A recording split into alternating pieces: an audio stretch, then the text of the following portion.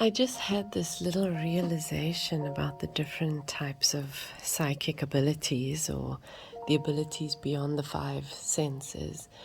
And I wanted to share that with you because it's so obvious and at the same time something that I've known, but maybe something I haven't fully accepted and embraced.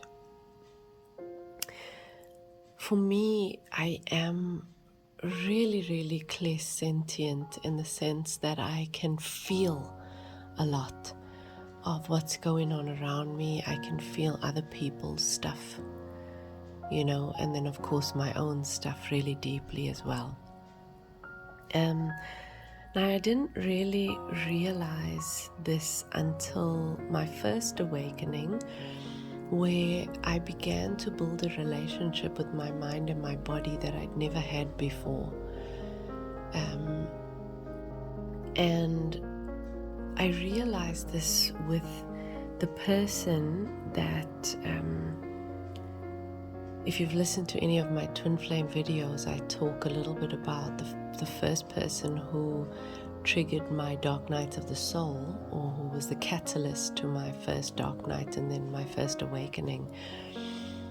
And I remember feeling the sense of depression that felt extremely unfamiliar. Now, I'd never been depressed before. I mean, I'd been, traumatized through different life experiences, but there was always kind of like a light. You know that this is a difficult period, but the light, you can see it at the end of the tunnel. And the feeling of my dark night of the soul was also very different to this feeling of depression. The dark night of the soul was kind of a reliving of the past events. So feeling that trauma in my body again, feeling the emotions that were not processed at the time of the events, feeling that again. But this depression, it really felt foreign, and I could never understand it until I went through my first awakening, and that relationship with my mind and my body and my emotions was so much clearer. Only then did I realize that that feeling of depression was not mine.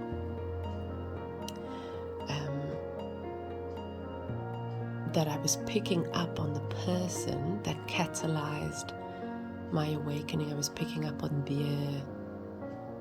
their emotions and their feelings, and they also had functional depression. So they'd been in a state of depression for years, and they just kind of learned to live with it.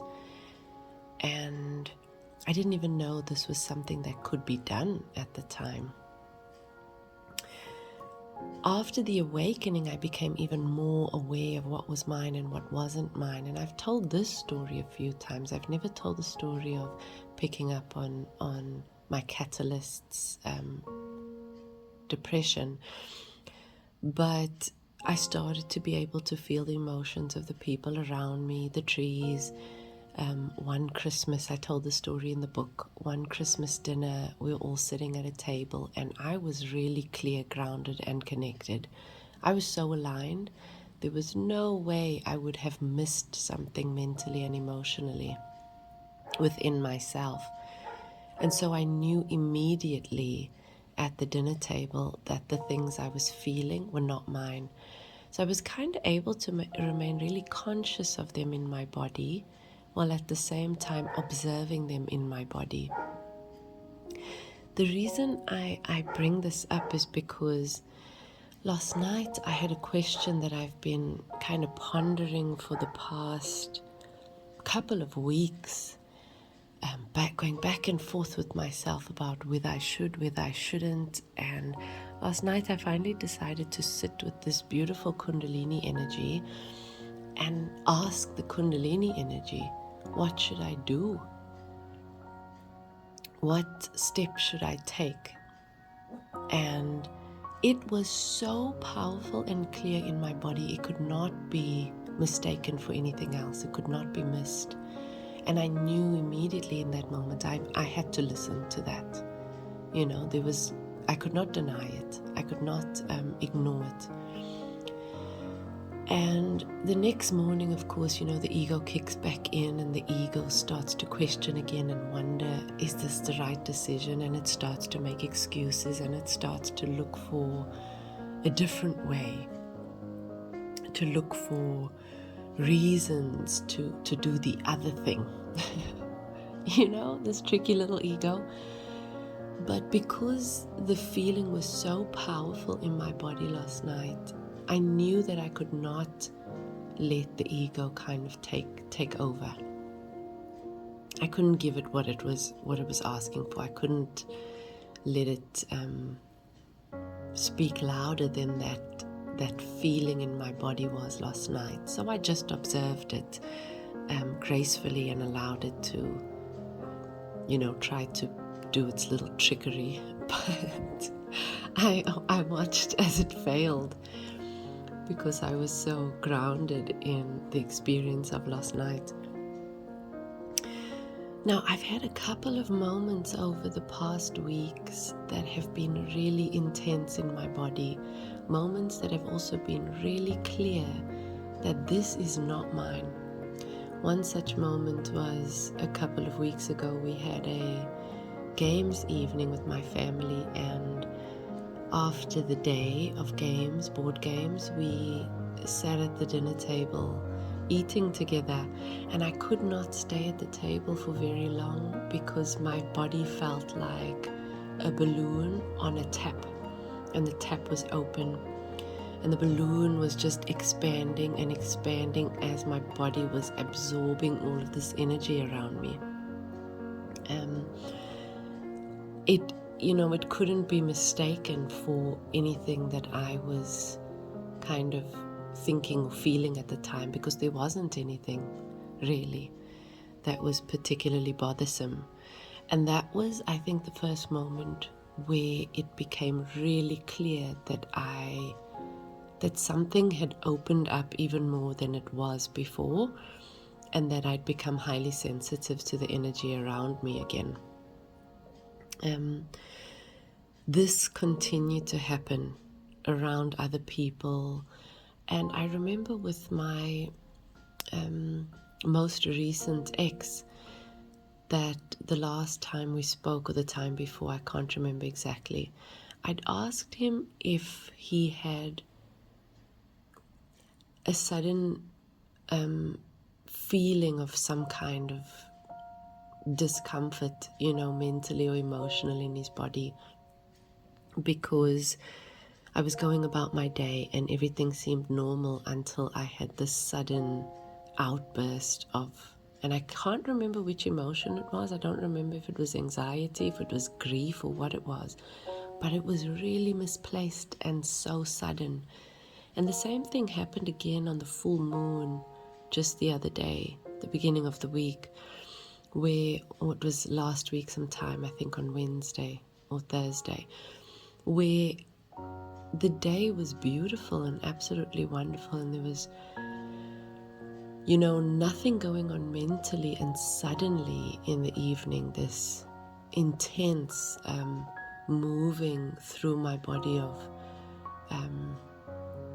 grief.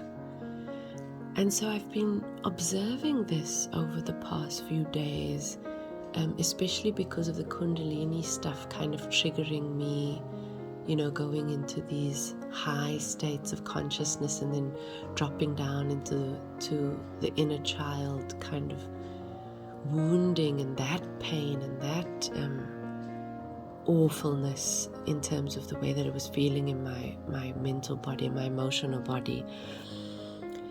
But the one thing that is for certain is the feeling.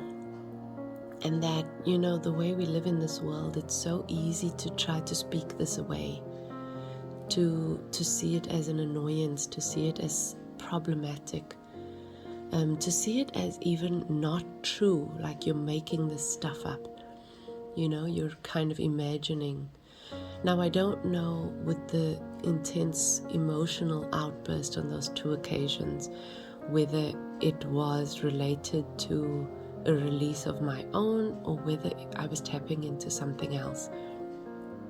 But I do know that there have been moments where I've been so clear, grounded and aligned, completely awake in my mental and emotional bodies. I've been awake and aware, and there was something that just was misplaced, that certainly was not mine. Anyway, I'm gonna leave that with you guys this evening, and maybe it triggers something in you that you've been denying about your experience of, your extrasensory perceptions, and maybe you've been consciously speaking them away or denying them or suppressing them. Maybe this is a moment for you to observe what your superpower is that because it's not integrated and it's not understood, that you've been seeing as an inconvenience, seeing as something that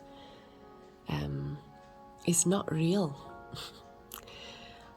So I'll leave that there, and I wish you guys a really beautiful evening, and I will see you soon.